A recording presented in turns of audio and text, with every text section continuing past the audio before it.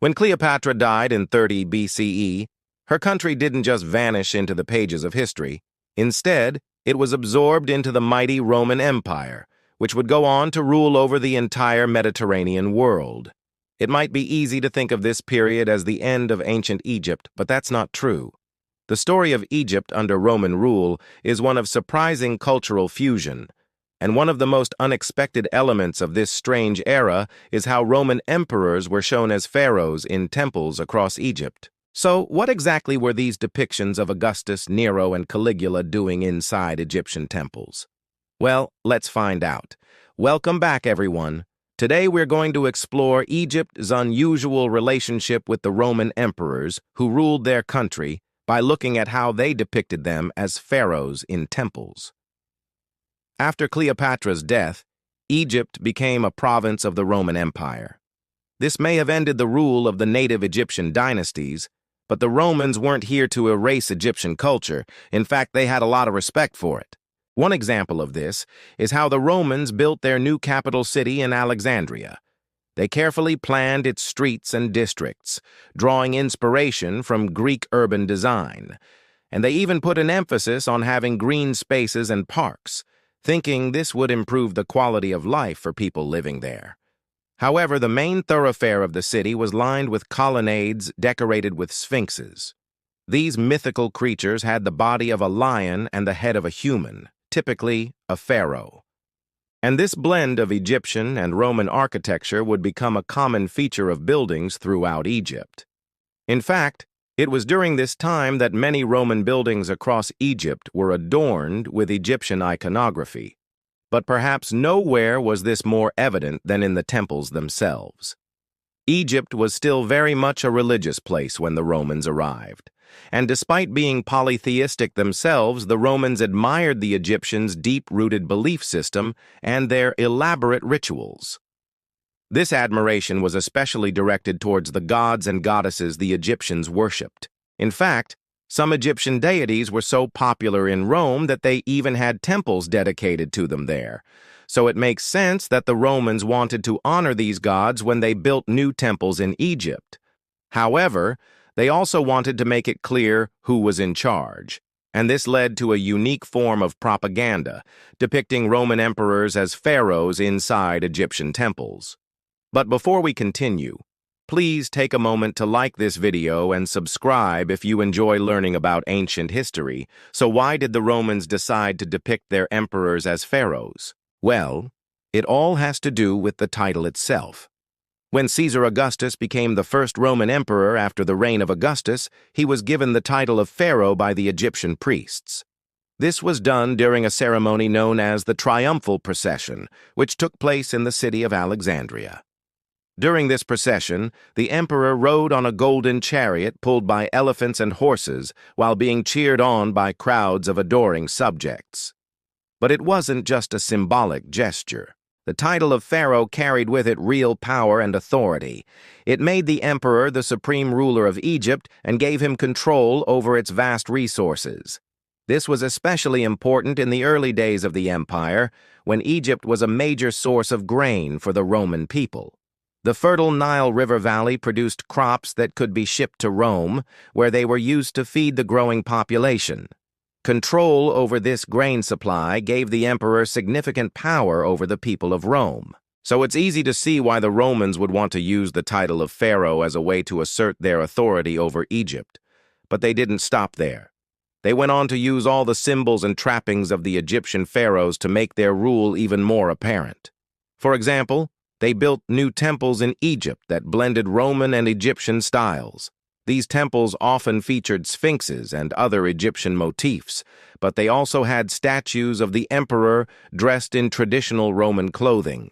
This was done to emphasize the emperor's connection to both cultures and to show that he was the supreme ruler of both.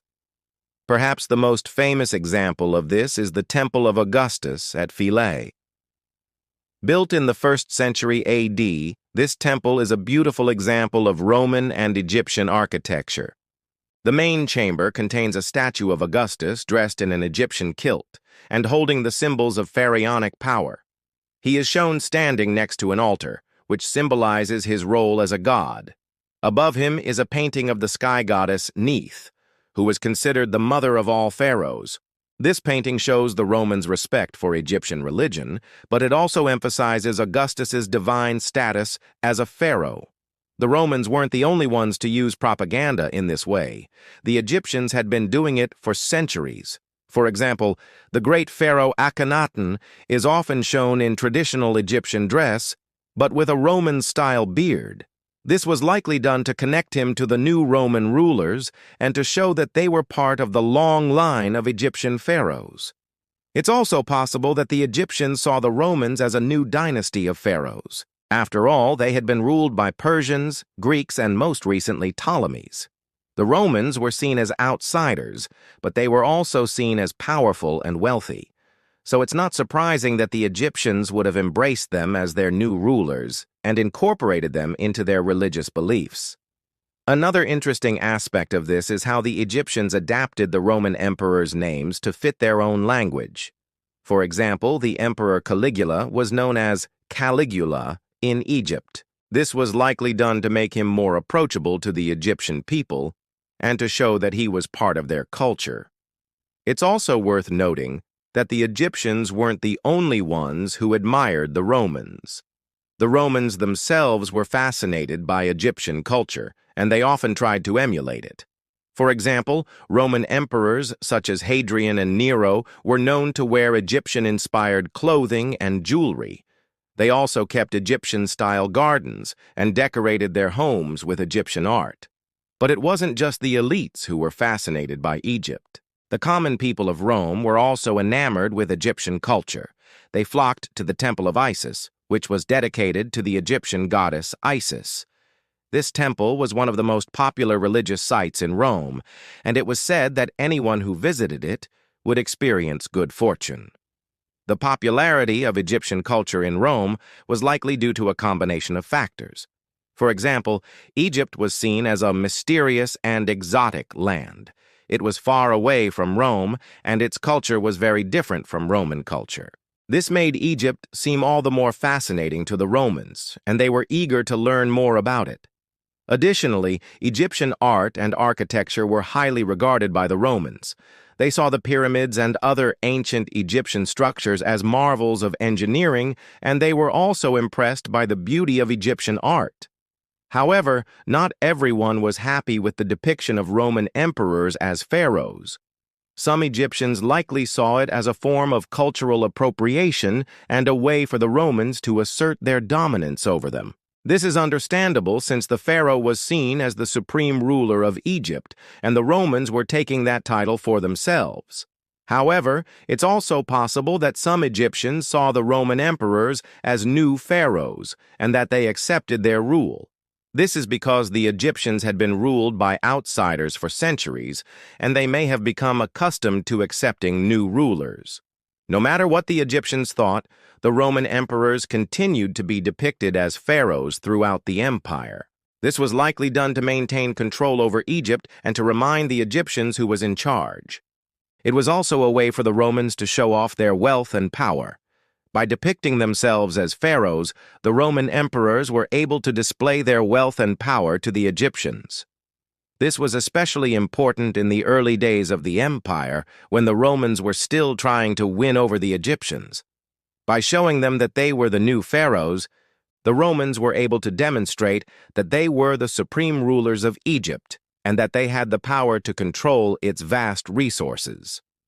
Overall, the depiction of Roman emperors as pharaohs in Egyptian temples is a fascinating example of the cultural fusion that took place during the Roman occupation of Egypt. It was a unique way for the Romans to assert their authority over the Egyptians while also respecting their culture.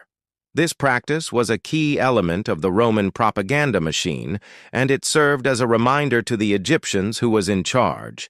It also allowed the Romans to display their wealth and power to the Egyptians, which was especially important in the early days of the empire. Thank you for watching. Which Roman emperor do you think was the most interesting? Let me know your thoughts. Also, please take a moment to like and subscribe if you enjoyed learning about ancient Egypt with us.